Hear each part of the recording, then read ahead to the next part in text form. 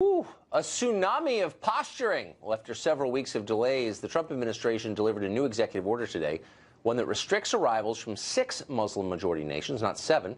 This order is more limited than the one issued in January. It removes Iraq from the list, and it exempts those who already hold green cards or visas. Permanent residents of this country can come and go as always. Those restrictions have done nothing to stop a revival of the outrage that created the first order. Bill Frelick is the director of refugee rights at Human Rights Watch, which has already denounced the new order as no better than the old one. He joins us now. Bill, thanks for coming on. Thank you for having me. So here's what's different about the new order. Iraq is not on the list. And what's interesting to me is why they're not.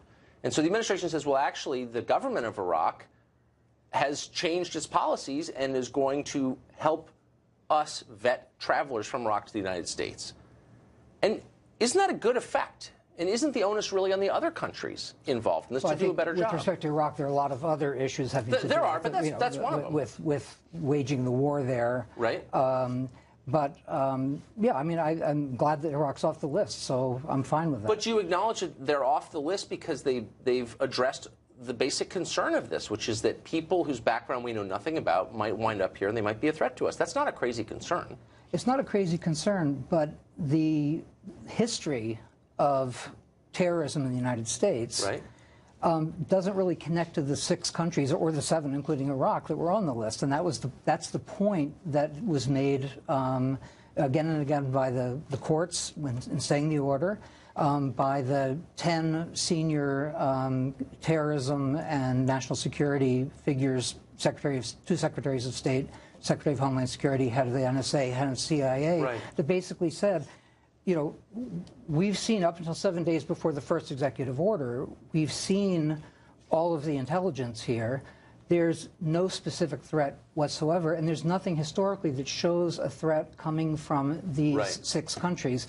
In fact, you know, the terrorist attacks that have come in the United States have come from completely different countries. So that's not entirely true, actually. But leaving that aside, I mean, 9/11 was Saudi Arabia. But that's kind of the point I'm making, actually. I mean, 9/11 had never happened before. Just because something hasn't happened before doesn't mean that it won't happen. A, B. There is actually quite a name every other country in the world. Well, there's quite a longitudinal study on this, and it's called Western Europe. And Western Europe has been on the receiving end of massive immigration from all of these countries. And terrorist attacks have overwhelmingly come from citizens of those Eastern European countries. Well, as in this case of the United States. Absolutely. The overwhelming majority of terrorist attacks in the United States have happened by U.S.-born and naturalized U.S. citizens. Oh, and naturalized, right. People from those countries. No, but Timothy McVeigh... Timothy McVeigh is one example. Okay, but there are Dylan Roof.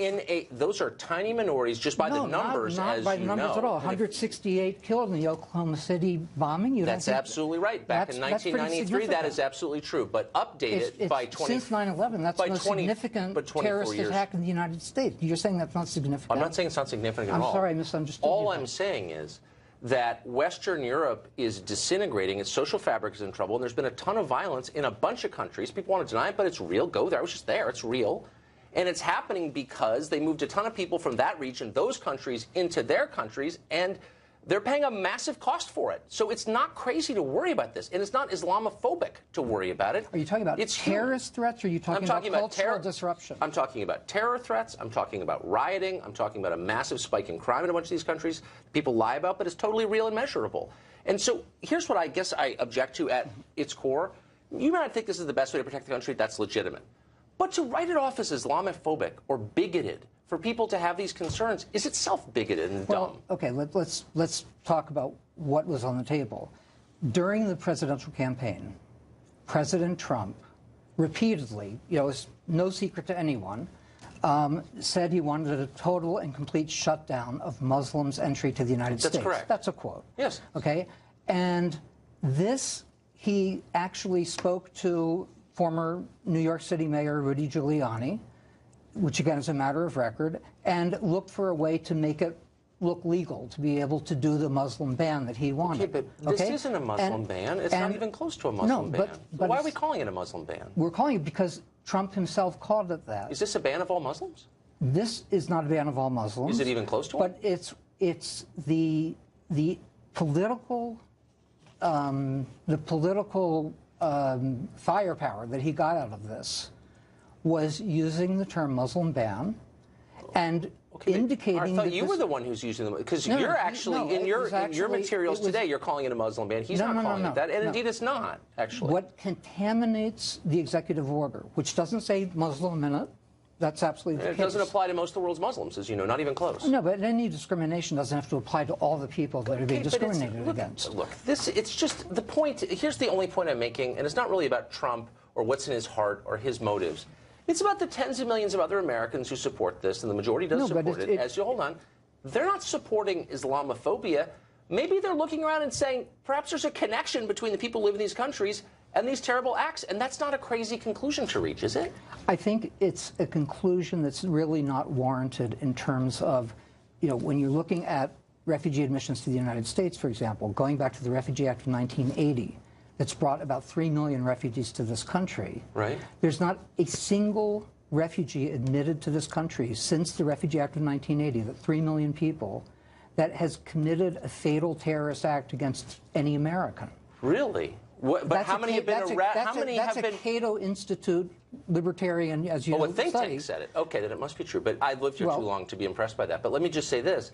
You can't And it was also in the brief by the 10 So how many arrests of Somali refugees in Minnesota or their descendants have we seen in the past 5 years, as compared to... Again, you're talking about past... You're cherry-picking... Not cherry-picking. There have been a ton of Somali refugees moved into Minnesota. A ton into Minnesota and Maine, and you've seen a massive spike in arrests for terror. I mean, I don't know. I don't think that's true. Well, of course it's true. How many arrests in Minnesota for terror were there 25 years ago? 0. How many are there now? Dozens. I mean, that's not an accident, is it? I don't think that's the case. Okay. I think it is. We're out of time, unfortunately. Email me. I'll send it to you.